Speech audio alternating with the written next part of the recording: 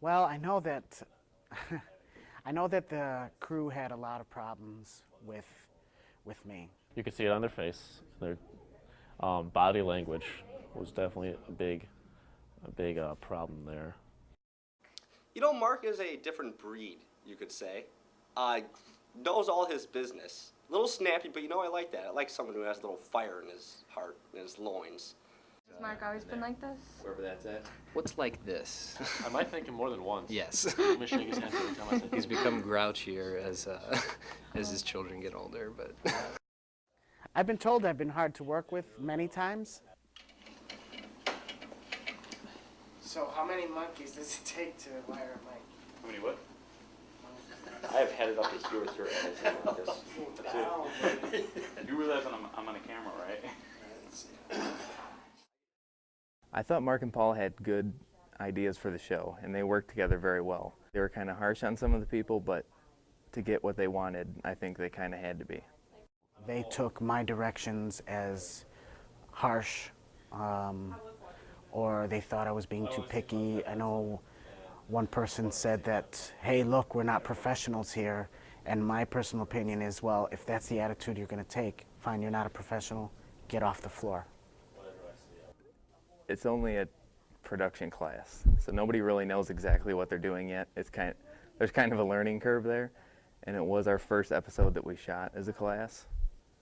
I think that people should feel that everybody has to do this project. So when you're helping someone, you want to make sure you feel like you're doing it for yourself also, because you'll feel better about it and you'll do better. Everybody will put 100% towards it if they feel like it's their project too. We're not putting on a show for NBC. I mean, granted, Wabansie Community College Access Channel, it's close. It's close, but it's not NBC.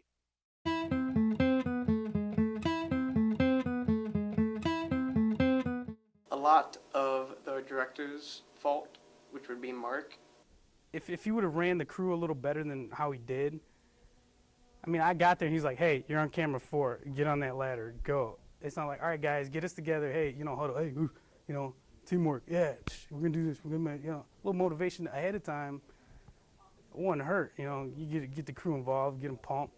It seemed like it took a long time to get things done. It seemed like lots of things got changed. It seemed like people were bored, frustrated. I think it could have been directed better. I think the final product could have came out better if it would have ran better, if it would have been run better. Whoa. Am I starting and looking at this camera, or are we just going straight here? As soon as I cue you, you look. there's some and start confusion. talking Where are we on going after camera that? one. People are What? freaking Where are we out. going after that? We're just ending it on one. That's Too it. much freaking For that out. whole Too thing? much freaking out. The technical skill on some of the people was insufficient. And then I had another group of people in the class where the technical skill was exceptional. During the shots, we're given specifics as zoom in, do this, pan left, pan right, during the interview and during the musical performance. I mean, for us, not to know the basis of where we're supposed to go at, we're kind of going off the fly. So he's like, camera 2, I want you to pan left and zoom in. So, he's panning and zooming in. He's got the cue on another camera that's hot, while everyone's doing this. So he's communicating with people when people don't know exactly where the shots are. So although we were told, some of us were told, this is the shot I'm going to want at a certain point. I'm letting you know this is what I want. Okay, that's cool. But when you're changing it on the fly, it's different to get what you want. I took it very seriously, and Dave took it very seriously, and the artist took time out to do us the favor of performing. We're not making this artist rich by any means. We didn't pay this artist to come on. So the artist is also taking it very seriously, and they didn't take that into consideration. I think he's taking it really critical, and he's trying to put the blame on everybody else. The thing came out because of him. We had difficulties. We fought through them. I did, just to get my shots. I was working my off, and so were all the other camera guys. Jared was on the floor. He was hopping around. He was climbing stuff, trying to get a good shot so the production did go good, so the shots did come out good. And to say that, we weren't as motivated, or we weren't into it, or we were lazy, I mean, that's just BS.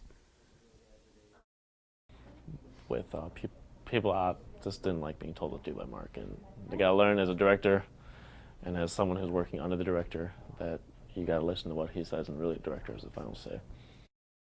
I guess I was most impressed with during that episode was the fact that this was our first episode. I thought it set the bar for, you know, just the beginning of our tapings. And on the other hand, too, it was about 2 weeks earlier than we normally were about to start. So I was really pleased about that. Everything that went wrong was my own fault. As the director, everything ends with me. It's not on me.